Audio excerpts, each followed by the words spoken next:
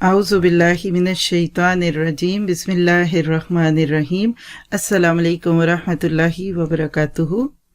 अल्हम्दुलिल्लाहि बिनेमतिही ततिम्मुस सालिहात नहमदुहु व नुसल्ली अला रसूलिहिल करीम अम्मा बादु फ़ाऊज़ु बिल्लाहि मिनश शैतानिर रजीम रब्बिश्रह ली सदरी व यस्सिर ली अमरी वाहलुल उक़दतम मिन लिसानी यफ़क़हू क़ौली रब्बी यस्सिर व ला तुअस्सिर व तम्मिम बिल खैर। अल्लाह ताला की तौफीक और उसकी रहमत से हम एक नई सीरीज़ का आगाज़ करते हैं, पैगाम कुरान। असल में ये कुरान पाक की मुख्तसिल वजाहत पारा बाय पारा है, जिसमें हमारा फोकस क्या होगा, हम चंद मुख्तलिफ नुक्तों पे बात करेंगे, चंद चीज़ें आपके साथ शेयर करती हूँ ताकि आप इस इंट्रो को सुनने के बाद ज़हनी तौर पे तैयार हों और ख़ुद को भी और दूसरों को भी इसकी दावत दे सकें। हकीकत यह है कि कुरान पाक हमेशा ही पढ़ा जाता है, लेकिन रमज़ान में कुरान का पढ़ना और भी खूबी का बायस है। लेकिन जब इंसान तरावीह पढ़ने के बाद कुरान पाक का वो हिस्सा पढ़ता, सुनता या जानता है जिसको अभी कुरान पाक में पढ़ा या फिर अभी पढ़ना है, तो यकीनन पहली बात तो यह है तरावीह में पढ़ा हुआ कुरान पाक समझ में आता है, और दूसरी चीज़ ये है कि इंसान को वक्त गुजरने का एहसास नहीं होता। तो इंशाअल्लाह ताला हम हर रोज़ एक पारा करते हुए आखिरी पारे तक पहुँचेंगे। चंद चीज़ें पारा शुरू करने से पहले आपकी और मेरी ज़हनी तैयारी की। बिस्मिल्लाहिर्रहमानिर्रहीम। अल्लाह ताला के नाम के साथ हम ये शुरू करेंगे। इस सीरीज़ का नाम है पैगाम कुरान, और हकीकत में ये खुलासाए मज़ामीन कुरान है। कुरान का असल पैगाम क्या है, इसको जाने बगैर हम इसके जितने मुख्तलिफ पहलू जानते जाएंगे, हम असल बात पे नहीं जाएंगे। ये बिल्कुल ऐसे ही है कि आप किसी को किसी के लिए कोई पैगाम देते हैं और साथ बीच में दूसरी बहुत सारी बातें भी हो जाती हैं, तो वो बातें तो याद रह जाएं और पैगाम भूल जाए। ये बड़ी ज़्यादती की बात है। आपके साथ अक्सर ऐसा ही होता होगा कि बहुत सारी बातों में, बहुत सारे मैसेजेस के दौरान असल पैगाम न सामने नहीं रहता। कुछ आज ऐसा ही कुरान पाक के साथ भी होता दिखता है कि लोग बहुत सारी और चीज़ों में पढ़ के, कोई इसके लफ्ज़ों में जाता है, कोई तजवीद में, कोई ग्रामर में, कोई तफसीर में जाता है, लेकिन पैगाम याद नहीं रहता। तो पैगाम जानने के लिए ज़रूरी है कि आप जितना उस बात के करीब रहें। तो इंशाअल्लाह ताला इसके अंदर हम कुरान पाक के अल्फाज और ख़ास तौर पे उसकी आयतों के करीब रहेंगे, और आप देखेंगे कि कुरान पाक की आयतों के करीब रहना आपको मुझे कितना ज़्यादा फ़ायदा देता है। ये बिल्कुल ऐसे ही है कि खालिस दूध भैंस के पास जाने से मिलेगा, खालिस सोना कान के पास जाने से मिलेगा, इसी तरह खालिस इल्म कुरान के मेन पैगाम पर फोकस करने से मिलेगा। और हकीकत है कि कुरान पाक सबसे बड़ी दौलत है। अल्लाह सुब्हानहू तआला खुद फरमाते हैं सूरत यूनुस आयत 57-58 में, ये है असल में बुनियादी पैगाम। या अय्युहन्नास क़द जाअतकुम मौइज़तुम मिर रब्बिकुम व शिफ़ाउल लिमा फ़िस्सुदूर व हुदन व रहमतुल लिल मुमिनीन क़ुल बिफ़द्लिल्लाहि व बिरहमतिहि फ़बिज़ालिका फ़ल्यफ़रहू हुवा ख़ैरुम मिम्मा यजमऊन। ऐ लोगो, ज़रा महसूस कीजिए, इंसानियत के पैगाम, उनके रब का पैगाम हमने तो ले लिया, इसको दूसरों को कौन देगा, हमारे ज़रिए जाएगा। आ गई है तुम्हारे पास नसीहत तुम्हारे रब की तरफ से, और शिफा इसके लिए जो सीनों में है, और मोमिनों के लिए हिदायत और रहमत। ए नबी सल्लल्लाहु अलैहि वसल्लम, कह दीजिए कि ये किताब अल्लाह के फजल और उसकी रहमत से है, तो इन्हें चाहिए कि वो इस पर खुशियाँ मनाएं। ये इससे कहीं बेहतर है जो वो जमा कर रहे हैं या वो जमा करते हैं। हकीकत ये कि ये बेहतरीन किताब है, इसको आगे लेकर जाने वाला भी बेहतरीन हो जाता है। अल्लाह के नबी सल्लल्लाहु अलैहि वसल्लम ने फरमाया, खैरुकुम मन तअल्लमल कुरआन व अल्लमहु, तुम में से बेहतरीन लोग वो हैं जो कुरान सीखें और सिखाएं। सही बुखारी की ये रिवायत है। तो आपको मुझे इस चीज़ की दुआ करनी है कि अल्लाह हमें इन बेहतरीन लोगों में शामिल फरमा ले। और हकीकत यह है कि कुरान हकीम सबसे जामे ज़िक्र भी है और अफसल कलाम भी है। اس کی دلیل حضرت ابو سعید الخدری رضی اللہ عنہ کی روایت ہے، رسول اللہ صلی اللہ علیہ وسلم نے فرمایا، جب بھی اللہ کے نبی کا فرمان آئے تو بالکل توجہ اس میں چلی جائے، کیونکہ اصل میں جب بات کہنے والے کی طرف کان لگ جاتے ہیں تو پھر اس کی بات بھی سمجھ میں آتی ہے۔ کیا فرمایا؟ اللہ تبارک تعالیٰ فرماتے ہیں، جس کو قرآن نے باز رکھا میری یاد سے اور مجھ سے مانگنے سے تو میں اس کو اس سے بہتر دے دیتا ہوں جو مانگنے والے کو دیتا ہوں۔ اللہ کے کلام کی فضیلت باقی تمام کلاموں پر ایسے ہے جیسے کہ اللہ تعالیٰ کی بزرگی تمام مخلوق پر ہے۔ ذرا سے اس کو امیجن کریں، یعنی کوئی شخص قرآن پاک سے اتنی محبت کرتا ہے کہ دعا بھی مانگنی ہے اور دل تو قرآن میں اٹکا ہوا ہے، کہا قرآن پڑھتے رہو، میں تمہاری دعائیں بن مانگے قبول فرما لوں گا۔ اللہ اکبر کبیرہ، کتنا پیارا ہے یہ کلام۔ اور دوسری بات دیکھیے کہ اللہ کی بزرگی، اس پہ تو کسی کو کوئی شک نہیں، تمام مخلوق پر کتنی ہے، ذرا کوئی تصور بھی ہے؟ کوئی آپ میرے میں سے اس کے بارے میں تصور بھی کر سکتا ہے؟ تو اسی طرح سے آپ اور میں اس کا بھی تصور نہیں کر سکتے کہ اللہ کے اس کلام کی کیا شان ہے۔ اس کو اس کا ڈیو حق دینے لگے آج امت مسلمہ کے نمائندے تو بہت سارے لوگوں میں خیر پہنچ جائے۔ اصل میں ہم نے اپنے آپ کو اس کتاب کے ساتھ ویسے جوڑا ہی نہیں جیسا کہ جوڑنے کا حق تھا، ورنہ آج حالات مختلف ہوتے۔ پھر اسی طرح سے آپ دیکھیے کہ ہم یہ سفر کیوں شروع کرنے والے ہیں، اس لیے کہ قرآن حکیم کے درس و تدریس کے لیے جمع ہونے کی کچھ برکات ہیں۔ چاہے آپ گھر میں بیٹھ کر سن رہے ہیں اور اپنے ارد گرد والوں کو اس کے لیے رکھ رہے ہیں، یا آپ کسی جگہ پر جا کر اللہ کے دین کی کوئی بات سنتے ہیں، اس کی بہت سی برکات ہیں، اور اس کو جاننے کی ضرورت ہے ان لوگوں کو جو اس کا ابھی تک اہتمام نہیں کر پائے۔ حضرت ابو ہریرہ رضی اللہ تعالیٰ عنہ سے روایت ہے کہ نبی اکرم صلی اللہ علیہ وسلم نے فرمایا، جب بھی کچھ لوگ جمع ہو کر اللہ کے گھروں میں سے کسی گھر میں اللہ کی کتاب کی تلاوت کرتے اور آپس میں سے سیکھتے اور سکھاتے ہیں تو ان پر سکون اور اطمینان کا نزول ہوتا ہے اور رحمت ان پر چھا جاتی ہے اور فرشتے ان کو گھیر لیتے ہیں اور اللہ تعالیٰ ان کا تذکرہ اپنے مقربین کی محفل میں کرتا ہے۔ صحیح مسلم کی روایت۔ ذرا سا خود کو یقین دلائیے، یہ کس کی بات ہو رہی ہے، کس کے لیے، کیا سیکھا اس حدیث سے؟ پہلی بات ہے کہ اللہ کے گھروں میں سے کوئی گھر، یا آپ کا میرا گھر بھی ہو سکتا ہے، یہ کوئی مسجد بھی ہو سکتی ہے جس کو اللہ نے خود ہی کہہ دیا کہ مسجدیں تو اللہ کے گھر ہیں۔ دوسری بات ہے قرآن پاک کی تلاوت۔ تلاوت کیا ہوتی ہے؟ تلاوت کہتے ہیں تلا یتلو تلون کو، پیچھے لگ جانا، الفاظ اور معنی کے پیچھے لگ جانا، یعنی ادھر سے الفاظ چلے اس سے اس کا معنی سمجھ میں آنے لگا۔ ہمارے ہاں تلاوت کا مفہوم عمومی طور پہ کیا دیا جاتا ہے؟ بس پڑھنا، اور اچھے عراب کے ساتھ پڑھنا بڑی اچھی بات ہے، لیکن یاد رکھیے پڑھنے والے کو جب قرآن سمجھ آتا ہے پھر تلاوت ہوتی ہے، ورنہ تو آپ نارویجن لینگویج میں کچھ پڑھتے رہیے یا فرینچ میں پڑھتے رہیے اور آپ کو سمجھ نہ آئے تو پھر ذہن تو پیچھے نہیں لگے گا، اور تلاوت میں ذہن کا پیچھے لگنا بھی آتا ہے، یعنی جو بات آپ بول رہے ہیں، سن رہے ہیں، وہی چیز آپ کا دماغ اور دل بھی جان رہا ہے۔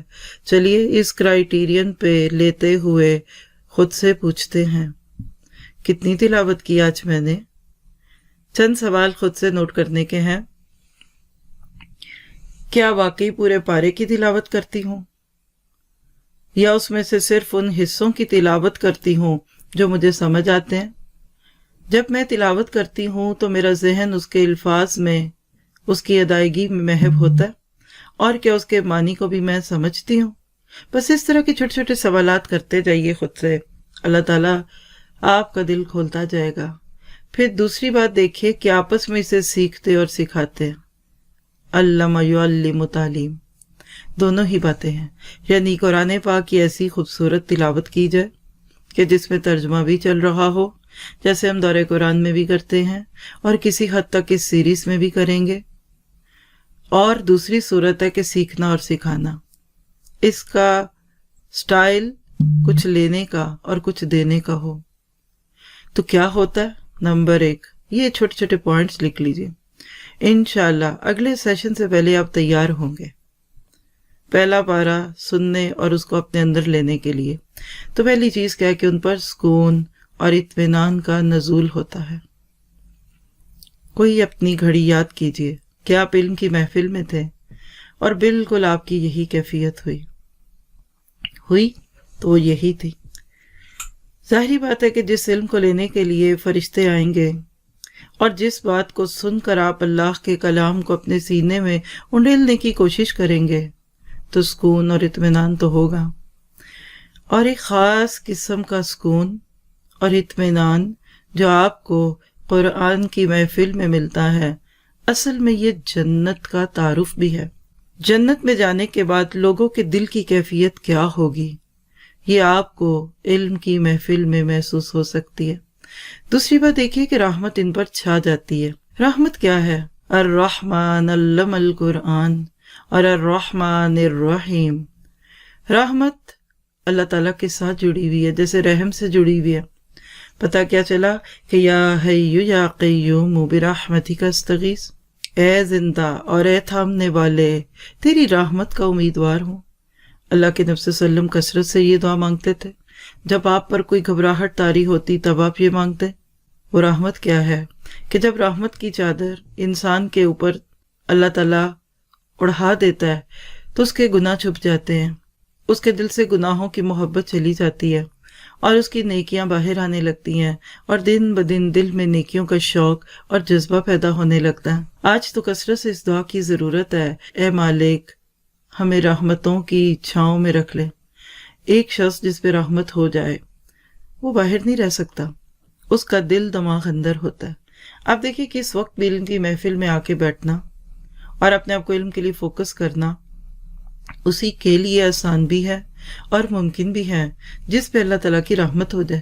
کئی دفعہ ایسا نہیں ہوتا، آپ بہت سیکھنا چاہتے ہیں، آپ ایسی محفلوں کو ڈھونڈتے ہیں، لیکن عین وقت پہ کوئی مشکل ہو جاتی ہے، کوئی مسئلہ، کوئی بات، اب آپ گھبراہٹ کا شکار ہیں، کیا کروں، کیسے کروں، یہ نہیں تو وہ نہیں، تو سمجھ لیجئے کہ آپ کو اس وقت اللہ کی رحمت مانگنی ہے۔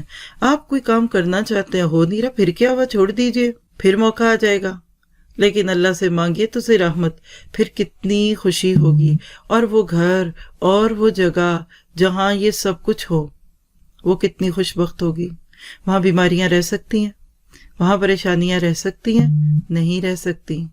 ضرورت اس بات کی کہ ہم اللہ کی رحمتیں پائیں اور اللہ تعالیٰ کی رحمتوں کو ڈھونڈنے والے کام کریں۔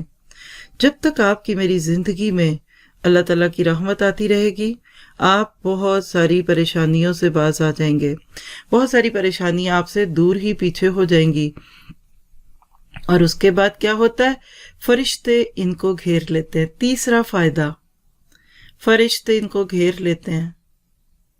اللہ کی بندی اپنے آپ کو سمجھا کہ جس جگہ کو فرشتے گھیر لیں اس جگہ پہ پھر شر رہ سکتا ہے، وہاں شیطان رہ سکتا ہے، وہاں پریشانیاں رہ سکتی ہیں، اور فرشتے تو فزیکلی گھیرتے ہیں، زمین سے آسمان تک کے بیچ کی جگہ پھیلا جاتی ہیں۔ اللہ اپنے فرشتوں کو امبریلا بنا دیتا ہے، سائبان بنا دیتا ہے ان لوگوں پہ کہ جو بیٹھ کر اللہ کی کتاب کو سیکھتے اور سکھاتے ہیں۔ اور ایک بڑی خوبی جو اس حدیث کی روشنی میں ملتی ہے ایسے لوگوں کو کہ اللہ تعالیٰ ان کا تذکرہ اپنے مقربین کی محفل میں کرتا ہے۔ مقربین کون ہوتے ہیں؟ مقربین جا کے سورۃ واقعہ پڑھ لیجئے۔ مقربین کون ہے؟ وہ تو مقرب ہی ہیں، قریب والے تو قریبی ہی ہوتے ہیں۔ سیکٹریز کے لفظ کو اگر انگلش میں ذرا سا صحیح طرح دیکھیں تو سیکرٹریز، سیکرٹس رکھنے والے۔ کلوز سرکٹ لوگوں کو بہت ساری باتیں پہلے سے پتا ہوتی ہیں، ان سے مشورے کیے جاتے ہیں، ان کو اپنے پلانز بتا دیے جاتے ہیں، اور اسی طرح سے وہ ہر وقت آپ کے قریب رہتے ہیں۔ دوسرے لوگ ہو سکتا ہے آپ کی ایک بات کے لیے ترسیں، اور جو مقربین ہے ہو سکتا ہے وہ اکتا ہی جائیں کہ اب اتنی کی انٹرفیرنس ہے۔ تو اس وقت اپنے آپ کو یہ جملہ سکھا دیجئے کہ جب میں قرآن سیکھنے بیٹھتی ہوں، پڑھنے بیٹھتی ہوں، تو پھر میرا تذکرہ اللہ اپنے قریبی فرشتوں میں کرتے ہیں. عرش کو اٹھانے والے فرشتے مقرب ہیں، اور اسی طرح سے اللہ کی مخلوقات ایسے لوگوں میں ذکر ہے. ذرا سا یہاں بیٹھ کر سوچئے تو صحیح، خود کو چٹکی کاٹے، میں کہاں بیٹھی ہوں، اس وقت کس حال میں ہوں، اور میرا ذکر 7ویں آسمان پہ ہے اور اللہ کے فرشتوں کے سامنے ہو رہا ہے. کوئی آپ کو یہاں بیٹھ کے کہہ دے وائٹ ہاؤس میں آپ کا ذکر نہیں، ذکر خیر ہو رہا تھا، کیونکہ خالی ذکر ہوا تو ہم گھبرا جائیں گے، میں نے کوئی نافرمانی تو نہیں کر دی، کوئی رول تو نہیں بریک کر دیا، کوئی زیادہ ہی دین تو نہیں اپنا شو کر دیا. لیکن جب کوئی کہے کہ فلاں صدر آپ کی بڑی تعریف کر رہے تھے، فلاں عالم آپ کی بڑی تعریف فرما رہے تھے، فلاں بڑی خوبصورت محفل میں لوگوں نے مائک پہ آپ کی بڑی تعریف کی، بس ان سب کو ایک سائڈ پہ کر دیں. اور ان دا ملیک مقتدر، اللہ تعالیٰ قرآن پاک میں فرماتے ہیں ان دا ملیک مقتدر، اس بڑے اقتدار والے بادشاہ کے قریب کیا وہ محفلیں ہوں گی، کیا وہ بیٹھکیں ہوں گی، کیا وہ گیٹ ٹوگیدرز ہوں گے، کیا وہ پروٹوکول ہوگا جو اللہ تعالیٰ کی سجائی ہوئی محفلوں میں ایمان والوں کو ملتا ہے. اے اللہ، اے میرے مالک، مجھے محروم نہ کرنا. دیکھیے یہ جو آپ کو بار بار دعوت ملتی ہے نا، آئیے دورہ قرآن سنیے، اور آئیے اب پیام قرآن سن لیجئے. تو اس کو اپنے لیے آنر سمجھا کریں. کس کو بلاتا ہے آپ انسان؟ یعنی آپ کس کو بار بار بلاتے ہیں؟ جس سے دل جڑا ہوتا ہے. کچھ لوگوں کو آپ سال میں بس ایک بار دعوت پہ بلاتے ہیں، اور وہ بھی عید کی دعوت.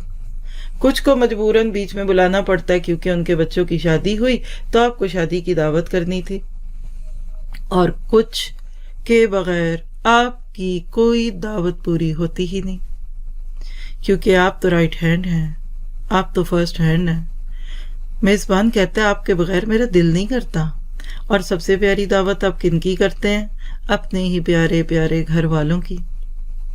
اس وقت بھی کئی جگہ افطاری کا وقت ہوگا اور سوچ رہی ہوں گی مائیں کیا بنائیں، بلکہ سوچ لیا ہوگا کیونکہ ابھی تو تیاری کا وقت شروع ہوا. تو یاد رکھیے سب سے پیاری دعوت آپ اپنے گھر والوں کی کرتے ہیں. اور قرآن والے تو اللہ کے گھر والے ہیں. اللہ کے نبی صلی اللہ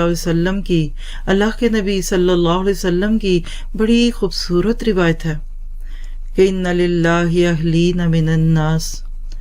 آپ نے اپنے صحابہ کا شوق ابھارنے کے لیے کہا میرے صحابہ، کچھ لوگ دنیا میں ہیں، رہتے زمین پہ ہیں، نام ان کے انسانوں سے جڑے ہوئے، لیکن وہ اللہ کے اہل و عیال ہیں، اللہ کے گھر والے. سوال ابھرتا ہے اللہ کے گھر والے، ہاؤ از اٹ پاسبل؟ وہ تو لم یلد ولم یولد ہے، نہ اس کی بیوی ہے نہ اس کا بیٹا ہے، تو پھر اس کے گھر والے کون ہیں؟ آپ سوچیں گے شاید انبیاء کرام کو محبت سے کہہ دیا ہوگا، اللہ کے نبی کے صحابہ کو کہہ دیا ہوگا، کچھ فرشتوں کا نام لے لیا ہوگا.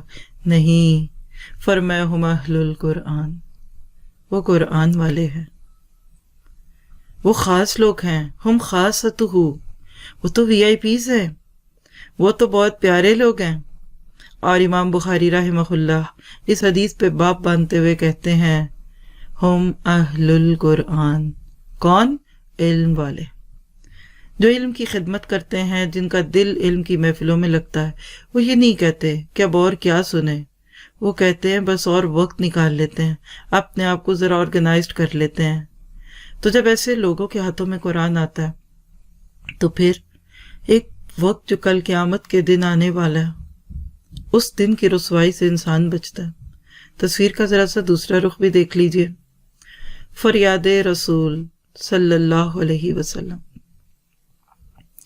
قیامت کے دن بہت سارے لوگ نبی صلی اللہ علیہ وسلم کی سفارش کی امید پہ جائیں گے کہ اللہ کے نبی ہماری سفارش کریں گے اور ہماری بیڑی تر جائے گی. جس کو کہتے ہیں نا کہ کر دے میرا بیڑا پار. لیکن امید شفاعت کی تھی، لگ شکایت گئی. اور شکایت کیا لگی؟ سورۃ فرقان آیت 30 نوٹ کیجیے گا. وقال الرسول، اور رسول صلی اللہ علیہ وسلم کہیں گے، مراد کیا ہے کہ شکایت لگائیں گے، یا ربی، اے میرے رب۔ اللہ کے ساتھ اپنے ڈائریکٹ تعلق کو کھولتے ہوئے کہیں گے یا ربی، اے میرے رب، ان قومی، یہ ہے میری وہ قوم، یہ میرے لوگ ہیں، یہ مسلم ہیں، یہ امت محمدیہ کے لوگ ہیں، یہ امت وسط کے لوگ ہیں، یہ کنتم خیر امت اخرجت للناس کا ٹائٹل پانے والے، یہ لقب پانے والے لوگ ہیں۔ آپ سوچیں گے کہ اس کے بعد تو ایک ہی جملہ ہوگا، بس ان کی تعریفیں کریں گے اللہ کے نبی؟ نہیں، ان قوم اتخذوا ھذا القرآن مہجورا، یہ میری قوم کے وہ لوگ ہیں جنہوں نے پکڑا اس قرآن کو اور چھوڑا بھی۔ دیکھیے اتخذوا اور مہجورا دو اپوزٹ چیزیں ہیں۔ میں اس کے پہلے تو صحیح ترجمے پہ آ جاتی ہوں۔ کہیں گے اے میرے رب، میری قوم کے لوگوں نے یا میری قوم نے اس قرآن کو بیکار شے سمجھ کر نظر انداز کر دیا تھا۔ جی یہی معنی ہے۔ اور اس کے گھریلو سے ترجمے کروں نا اپنی سمجھ کے لیے اور کچھ اور لوگوں کی، تو کیا بنتا ہے؟ اور رسول کہیں گے اے رب، یہ میری قوم کے وہ لوگ ہیں جنہوں نے اس قرآن کو پکڑ کر بھی چھوڑا ہوا تھا۔ اتنی کچی گرفت تھی ان کی قرآن پہ کہ پکڑتے بھی تھے اور ان کے ہاتھ سے بار بار چھٹتا تھا، جیسے کوئی ایک ٹیشو پیپر پکڑے اور لاوالی پن میں اس کے ہاتھ سے گر جائے۔ یہ اس کتاب کو پکڑتے تھے رمضان میں، تراویح میں، شبینے میں، عمرے پہ جا کر، لیکن جب زندگی میں عملی تقاضے آتے تھے تو چھوڑ دیتے تھے۔ یہ پکڑتے تھے عمل کے وقت بھی، لیکن جہاں کوئی مخالفت آتی تھی تو چھوڑ دیتے تھے۔ یہ پکڑتے تھے اس قرآن کو، لیکن جب کوئی چیز اس کتاب کی ان کے لائف سٹائل سے ٹکراتی تو چھوڑ دیتے، اور اس کتاب سے کوئی اہم چیز سامنے آتی اسی وقت میں ان کے بقول تو اس کو چھوڑ کے اس کو لے لیتے۔ کوئی بات نہیں، یہ تو خیر ہے، کلاس بھی تو لازمی ہے نا، اسکول بھی تو جانا ہے، بازار بھی تو ابھی کھلے ہیں۔ یعنی لیسٹ پرائورٹی ان کے لیے یہ قرآن تھا۔ دیکھیے اس کا نمبر نوٹ کر کے بعد میں جا کر صرف اس ایک آیت کی تفسیر سن لیجئے تو آپ کا دل گواہی دے گا اس بات کی کہ یہ وہ کتاب ہے جس نے انسانوں کی نہیں قوموں کی تقدیر بدلی تھی۔ شرط ایک ہے، قرآن پاک میں 2 بار تو سورۃ البقرہ میں یہ حکم ہے خذوا ما آتیناکم بقوہ، اور ایک جگہ فا کے ساتھ ہے فخذوہ، اور اس طرح قرآن پاک میں یہ موضوع بہت جگہ۔ تو کیا سیکھا آپ نے میں نے کہ اس کتاب کو کھیل نہیں بنانا، بیکار شے نہیں سمجھنا، اس کو لیسٹ پرائورٹی نہیں سمجھنا۔ آج اگر ہم مسلمان جو دور حاضر میں جی رہے ہیں ان کا قرآن کے ساتھ تعلق دیکھے تو کیا اس بات میں کوئی شک یا شبہ رہتا؟ نہیں رہتا۔ بات بات میں یہ قرآن ہاتھوں سے پھسلتا ہے۔ قرآن نہ ہو گیا برف کی ڈلی ہے، اور قرآن نہ ہو گیا کوئی آگ کا انگارہ ہے، تو اللہ کے نبی کی وہ حدیث یاد کر لیجئے کہ فتنوں کا ایک ایسا دور آئے گا، قرب قیامت کی باتیں ہیں کہ دین پہ عمل کرنا، دوسرے لفظوں میں قرآن پہ عمل کرنا، جلتے انگارے کو ہاتھ میں رکھنا ہے۔ ایک جملہ لکھ لیجئے، جم ہے۔ اللہ کے نبی صلی اللہ علیہ وسلم اور اصحاب پر مکہ مکرمہ میں بہت سی مشکلات تھیں، سختیاں تھیں، حالات تنگ تھے۔ کہیں بلال پتھروں پہ لٹائے جاتے ہیں اور کہیں خباب بن ارت ہیں جن کا مالک ان پہ ظلم کرتا۔ اسی طرح جب بھی آپ اس قرآن کو پڑھ کر اس پر عمل کرنا چاہیں گے تو آپ کے حالات بھی تنگ ہوں گے، آپ کی زندگی میں بھی مشکلات آئیں گی۔ یہ ہو نہیں سکتا کہ کسی نے اس کتاب کو کچلیوں سے پکڑنا چاہا، کسی نے اس کتاب کے اوپر غور و فکر کرنا چاہا، عمل کرنا چاہا، اور اس کی زندگی میں باتیں نہ آئیں، لوگ اس کو برا بھلا نہ کہیں۔ بس یہ باتیں ہم سے نہیں سنی جاتی، سکون تو ملتا بھی، اوپر تو 5 چیزیں نوٹ کر کے آئے ہیں۔ ضرورت ہے اس بات کی، اپنے آپ کو اس چیز کے ساتھ رکھیے کہ آپ اور میں اس کتاب پہ کتنا کو غور و فکر کرتے ہیں۔ سوچئے ذرا، اپنے آپ کو اس پہ لیجئے۔ آپ کو مجھے اس بات کا یقین ہونا چاہیے کہ ہم اس کتاب کے پیغام کو لینے لگے ہیں، اور اگر آپ اور میں اس کتاب کو لینے کے لیے تیار ہیں نا تو پھر ہماری زندگی میں اس کا شوق بھی آئے گا، اس کا ذوق بھی آئے گا۔ کیا سوچ کے بھی کانپ نہیں جاتے ہم آج کے مسلمان کہ قیامت کے دن اللہ کے نبی ہماری شکایت لگا رہے ہیں. اللہ کے نبی صلی اللہ علیہ وسلم کی زبان اطہر سے ہماری بات اس طرح جائے کہ جس کے بارے میں آپ نے میں نے کبھی سوچا بھی نہ ہو، پھر کیا ہوگا؟ پھر آپ اور میں اس کے لیے پریشان ہوں گے. تو آج اس بات کی نیت کیجیے.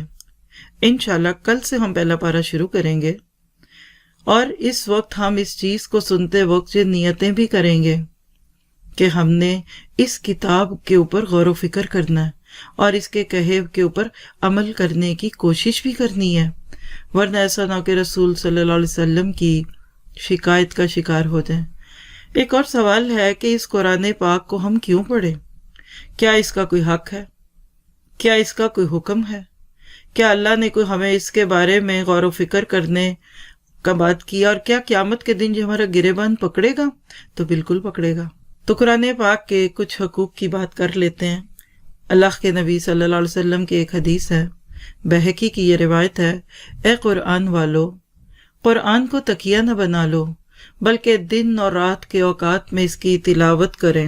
سوچئے ذرا، آپ اور میں کیا حقیقت میں اس کتاب کے ساتھ ایسا تعلق رکھتے ہیں؟ اور پھر فرمایا دن اور رات کے اوقات میں اس کی تلاوت کیا کرو جیسا کہ اس کی تلاوت کا حق ہے، اور اسے پھیلاؤ، اس کو خوش الحانی سے پڑھا کرو اور اس میں غور و فکر کرو تاکہ تم فلاح پاؤ. تو قرآن کو تکیہ بنانا کیا ہے کہ بس اس کے 4 لفظ پڑھ کے اسی پہ تکیہ نہ کر لو کہ نجات تو ہو ہی جائے گی. رات دن گھروں میں قرآن کی تلاوت ہونی چاہیے، جیسے ابو ہریرہ رضی اللہ عنہ کے گھر میں ہوتی تھی. دن میں حدیث رسول کا درس لیتے تھے اور رات میں اللہ کا کلام کھولتے تھے. پوری رات کے 3 حصے، ایک حصے میں خود تلاوت فرماتے، دوسرے حصے میں بیوی اور تیسرے حصے میں غلام قرآن پاک کی تلاوت کرتا. اے اللہ ہمارے گھروں کو ایسے ہی بنا دے. اور آج کل کے حالات نے الحمدللہ ہمارے گھروں میں کافی حد تک خیر ڈال دی ہے. اے اللہ یہ خیر کبھی چلی نہ جائے، ہم دن رات اس کتاب کی روشنی میں گزاریں اور اس کی تلاوت بھی کریں اور اس کا حق ادا کریں اور اس کو خوش الحانی سے پڑھیں اور اس پہ غور و فکر کریں. یہ سارے حق ہیں، اس پر ایمان لائیے، اس کے اوپر غور و فکر کیجیے، اور پھر اس کے بعد حقیقت میں آپ کیا کریں گے کہ اس کتاب کو دوسروں تک بھی شیئر کریں گے، اپنا عمل بھی بڑھتا جائے گا اور اس کے بعد پھر دوسروں کے ساتھ شیئر کرنا بھی آسان ہوگا. تو قرآن پاک کی شان میں جو کچھ بھی کہہ دیجئے کم ہے. میرے آپ کے لیے اس کتاب کو اللہ تعالیٰ نے جو پیش کیا، تو ہم انشاءاللہ اس سیریز کے آغاز میں تھوڑی سی بات کر لیتے ہیں تمہیدی طور پر اس کتاب کے اوپر غور و فکر کی. کیسی خوبصورت یہ کتاب ہے، کیا کچھ اس میں ہو رہا ہے، کس طرح اللہ تعالیٰ نے اس کو میرے آپ کے لیے رکھا. تو آپ نے انشاءاللہ تعالیٰ اگلے سیشن سے پہلے ایک کاغذ قلم ساتھ رکھنا ہے، اور آپ کو اس میں سے جو چیزیں ملیں گی وہ کیا ہے کہ آپ قرآن پاک کے چھوٹے چھوٹے موتی چنیں گے. آپ اس کے اندر سے اپنے لیے عمل کی باتیں بھی لیں گے اور اس میں سے خیر کی باتیں بھی ملیں گی. مثلاً صرف مثال دینے کے لیے آپ سے چند چیزیں شیئر کر دیتی ہوں کہ ہم اپنے پیغام القرآن کے سیشنز میں کیا کچھ کیا کریں گے. نمبر 1، ہم جو بھی سورت چلے گی اس کا تعارف لیں گے. پھر اس کے بعد رکوع اور آیات کا جائزہ لیں گے. کچھ اہم ہدایات جو ہمیں آیات کی روشنی میں ملیں گی اس کو نوٹ کریں گے. پھر اس کے بعد ڈوز اینڈ ڈونٹس، اوامر اور نواہی، اس کو لیں گے کہ اس پارے میں سے حکم والی آیتیں کیا ہیں، گنتی گنیں گے بس اللہ تعالیٰ نے کیا کیا حکم دیے اور کیا کیا نہیں دیے. اور انشاءاللہ تعالیٰ اس کو لیتے ہوئے ہم خود کو خوش قسمت محسوس کریں گے. اور ہر وہ انسان، ہر وہ بھائی اور بہن جو وقت کی کمی کا شکار ہے، چاہنے کے باوجود بھی دور قرآن کو لائیو لے کر نہیں چل پا رہا، تو وہ اس کو لائیو سن سکتا ہے. لائیو کا لفظ میں نے اس لیے بولا کہ لائیو از لائف. زندگی اور مردگی میں فرق کیا ہے؟ آپ دیکھیں اپنا ہی ہوتا ہے، پیارا ہی ہوتا ہے، رشتے بھی قائم ہوتے ہیں، لیکن ادھر سانس نکلی آپ اس کو نہلانے دھلانے اور کفنانے کی کوششیں کرتے ہیں. اور اس کے بعد کیا ہوتا ہے سبھی جانتے ہیں، جلدی سے دفن کیجیے۔ حکم بھی یہی ہے۔ کیا نکل گیا؟ لائف نکل گئی۔ تو لائیو اور ریکارڈڈ میں فرق لائف کا ہے۔ گو کہ آج کے حالات میں یہ بہت بڑا الٹرنیٹ ہے کہ ہم کسی بھی استاد کے ساتھ پڑھنے کی بجائے بعد میں اس کو اپنی سہولت سے پڑھ لیں، علم آ جائے گا، تربیت کم ہوگی۔ تو لہٰذا ضرورت ہے اس بات کی کہ ہم آج سے ہی نیت کریں۔ کسی کے پاس ٹائم انیوژل ہے تو کوئی بات نہیں، پھر بعد میں بھی سنیں، بعد میں جتنا سنیں، اسی لیے یہ دیا جا رہا ہے۔ ہر جگہ کی تراویح کا وقت تو نہیں لیا جا سکتا نا، لیکن مقصد یہ ہے کہ تراویح کا قرآن زندہ ہو جائے، وہ سپارہ جو پڑھا وہ سمجھ میں آنے لگے، وہ دل کے راستے آنکھوں میں سے نکلے اور آپ کی بھی آنکھوں سے آنسو نکلنے لگے کہ مجھے یہ کتاب سمجھ آ رہی ہے۔ تو اس کے لیے ریکارڈنگز اویلیبل ہوں گی، ہر میڈیم پہ ہوں گی انشاءاللہ تعالی، اور آپ دیکھیں گے کہ اپنے آپ کو اس میں ہم خوش قسمت محسوس کریں گے۔ آج صرف آپ کو سورۃ البقرہ کا ایک اوور ویو دیتی ہوں، کل سے ترتیب ہماری انشاءاللہ پارے کے شروع سے لے کر چلنے کی ہوگی، اور اس میں ہم کچھ چیزیں یوز کریں گے اللہ تعالیٰ کی توفیق سے، علم اکیڈمی کے پلیٹ فارم کے تھرو سے کچھ اسٹڈی مٹیریل ہوگا جو آپ کو انشاءاللہ کوشش کریں گے کہ براڈ کاسٹ کے دوران دکھایا جا سکے۔ اللہ تعالیٰ سے یہ دعا کیجئے کہ وہ آپ کے میرے لیے اس کا سیکھنا اور اس کا سننا اور اس کا سمجھنا آسان کر دے۔ تو آپ دیکھیے کہ سورۃ الفاتحہ تو سورۃ الفاتحہ ہی ہے، اس کو تو جو ہی آپ کھولتے ہیں آپ کی آنکھیں بہہ نکلتی ہیں۔ رب اور اس کے بندے کا تعلق، دو لوگوں کی کنورسیشن ہے، لیکن جب آپ پارا شروع کریں گے تو سورۃ فاتحہ کی کچھ باتیں ادھر دوں گی، آج صرف ایک سیمپل کے طور پہ آپ کو یقین دلانے کے لیے کہ یہ وقت، اس کا ایک ایک سیکنڈ آپ کے لیے قیمتی ہے، تو چند چیزیں نوٹ کر سکیں تو کر لیجئے، نہ کریں تو کوئی بات نہیں۔ سورۃ بقرہ کا جائزہ۔ سورۃ بقرہ میں اگر آپ غور و فکر کرتے ہیں تو اس کے دو حصے ہیں۔ پہلا حصہ آیت نمبر 1 سے 152 152 ہے، اور جس کو اگر رکوع کی فارم میں دیکھیں تو 1 سے 18 رکوع ہیں۔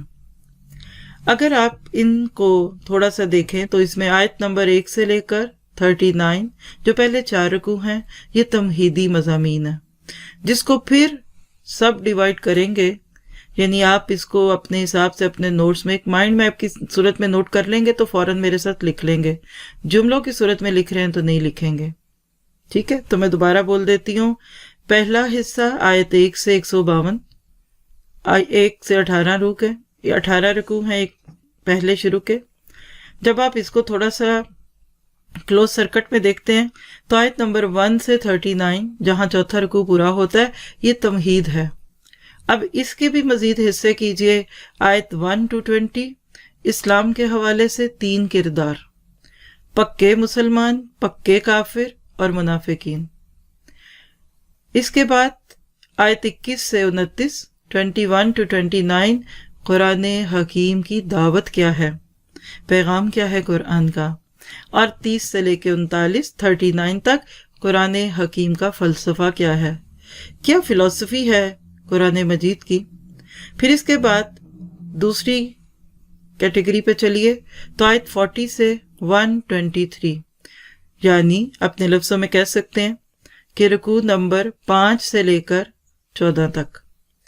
اس کا ٹاپک ہے سابقہ امت مسلمہ سے براہ راست خطاب، اور اس کے پھر مزید کچھ حصے کیے جائیں تو 40 سے 46 سابقہ امت مسلمہ کے لیے دعوت ہے، جس کو ہم بنی اسرائیل کہتے ہیں، اور دعوت کس چیز کی ہے کہ مسلمان ہو جاؤ، اللہ کے نبی کو اپنا مخالف نہیں اپنا معاون سمجھو، کیوں مخالفت میں پڑتے ہو، آؤ ہاتھ میں ہاتھ ڈالو، مل کے ایک کام کرو، جس دین کے کام کا تم دعویٰ کرتے ہو یہ نبی بھی تو تمہیں اسی کی دعوت دینے آیا۔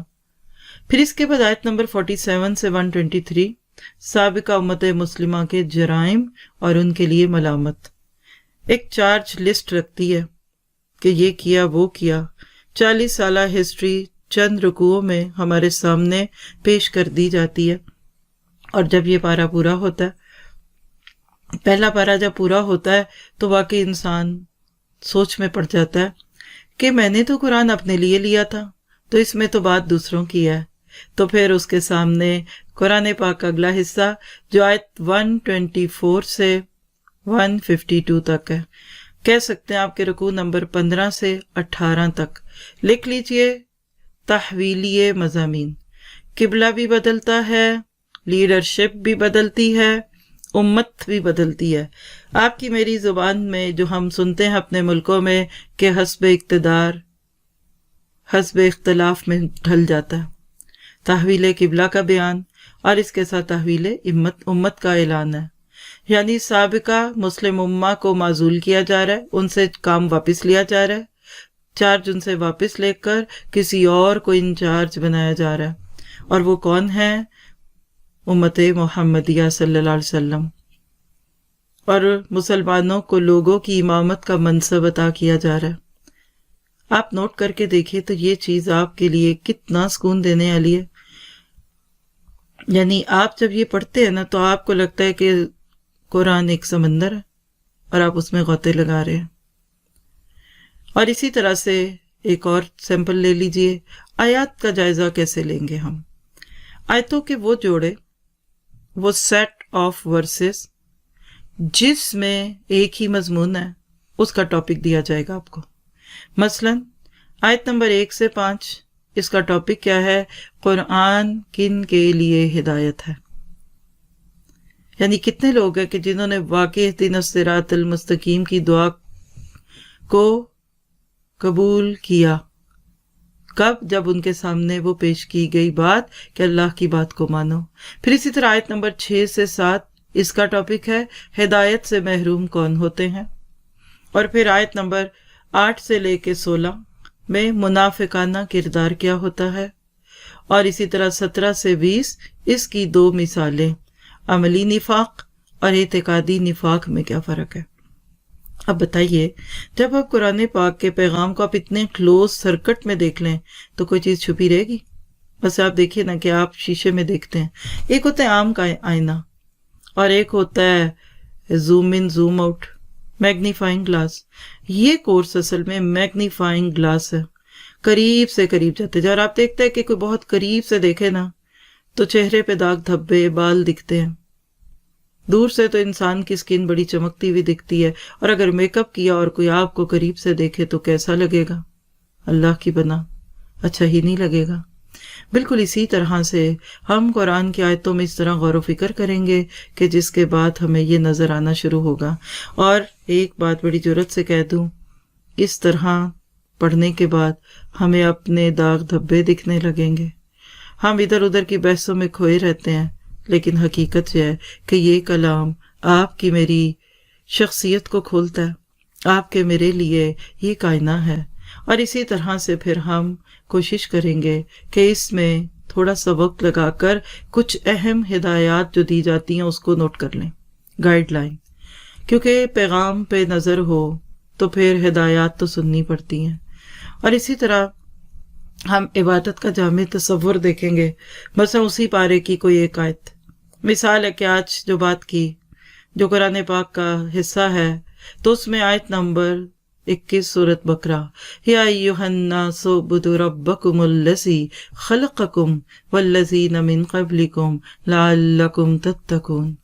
ऐ लोगों, इबादत करो अपने उस रब की जिसने तुम्हें पैदा किया और इन लोगों की भी और उन लोगों को भी जो तुमसे पहले गुजर चुके हैं। क्यों पैदा किया? मकसद हयात क्या है? तख्लीक का मकसद लअल्लकुम तत्तक़ून, ताकि तुम बच जाओ। किससे बच जाओ? दुनिया में अल्लाह की नाफरमानी के कामों से बच जाओ, हराम से बच जाओ, और क़यामत के बाद जहन्नुम का ईंधन बनने से बच जाओ। तो यहाँ पर मैं खुद को आग से ऊपर करने के लिए, आग से बचाने के लिए पढ़ेंगे। और ये जो तरीका है ना, अभी तो आप सुन रहे हैं ना आप तैयार हैं, ना आपने कुछ सोचा था, लेकिन आप देखेंगे कि इस तरह पढ़ने में यूथ को बहुत फ़ायदा होता है। टू दी पॉइंट तफसीर है, ये कह लीजिए। आज के दौर में लोग टू दी पॉइंट चाहते हैं, मर्द भी ऐसा ही पसंद करते हैं।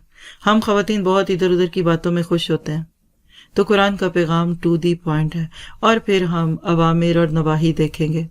مثلاً مثال دے دیتی ہوں، اگر ہم قرآن پاک کے بالکل آغاز میں دیکھیں، شروع ہی کے رکوع میں، تو پہلا حکم نماز ادا کرنے کا ہے، خرچ کرنے کا ہے، اقیم الصلاۃ ہے نا، پھر اسی طرح سے مما رزقناہم ینفقون، اور اسی طرح عبادت، سوبدوا ربکم۔ پھر ہم ڈونٹس کو جمع کریں گے، مثلاً شرک، نفاق، دین کی محنت سے فرار حاصل کرنا۔ اور ایک حدیث پہ آج کے سیشن کو پورا کر لیتی ہوں، جو ڈیلی ایک حدیث بھی ہوگی ہمارے سامنے۔ اللہ کے نبی صلی اللہ علیہ وسلم نے فرمایا، قرآن کی ایک آیت کو سمجھ لینا 100 رکعت نفل سے زیادہ افضل ہے۔ یہ ابن ماجہ کی روایت ہے۔ تو بلغوا عنی ولو آیا، اللہ تعالیٰ سے دعا ہے کہ وہ آپ کو مجھے اس کی توفیق عطا فرمائے۔